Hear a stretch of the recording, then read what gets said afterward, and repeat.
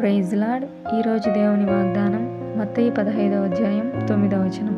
ప్రజలు తమ పెదవుల్లో నన్ను ఘనపరచుదురు గాని వాని హృదయం నాకు దూరంగా ఉన్నది. ఇప్పట్లో చాలామంది నేను దేవుని బిడ్డనని ముసుగు వేసుకొని దేవుని గురించి బోధిస్తూనే ఉన్నారు.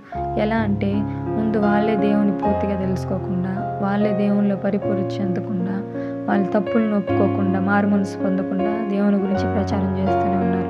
ఇలా చేయడం వలన పేరుకు మాత్రమే దేవుని బిడ్డలు అనిపించుకుంటాం, కానీ మన హృదయంలో ఆయనకు దూరంగా ఉంటుంది. ఒక పక్క దేవుని బిడ్డలు మన పేరు పెట్టుకొని ఇంకనూ ఒక పక్క లోకరీత్యా పాపమును చేస్తూనే ఉన్నాం. ముసుగు వేసుకుని దేవుని గణపరుస్తున్నాం, దేవుని గురించి ప్రచారం చేస్తున్నాం. ఇలా చేయడం అనేది సత్యవంతుడైన ఆయన్ని పాపపు మార్గంలో చూపించడం అవుతుంది. ఇలా ముసుగు వేసుకుని దేవుని గణపరిచి ఆయన చేరుకోగలమా? చేరుకోలేం. హృదయపూర్వకంగా ఆయన్ని ఎరిగి, హృదయపూర్వకంగా మన తప్పులను ఒప్పుకొని మారు మనసు పొంది మనస్ఫూర్తిగా ఆయన్ని గణపరచాలి. అప్పుడు మనము ఆయన చెంతకి చేరుకోగలము. మన హృదయంలో ఆయనకు దగ్గర అవుతుంది. ఈ చిన్న వాక్యాన్ని దేవుడు ఆశీర్వదించును గాక. ఆమేన్.